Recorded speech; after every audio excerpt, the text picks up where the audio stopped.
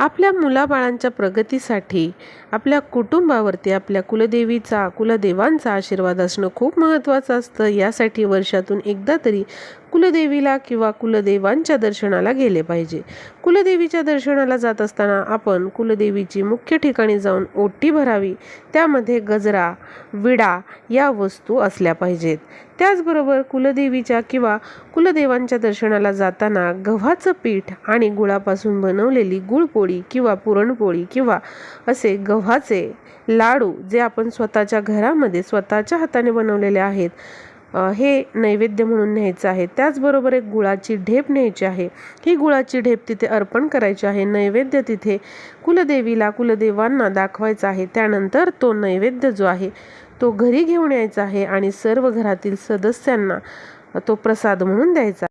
यामुळे आपल्या कुलदेवीचा आशीर्वाद आपल्याला प्राप्त होतो.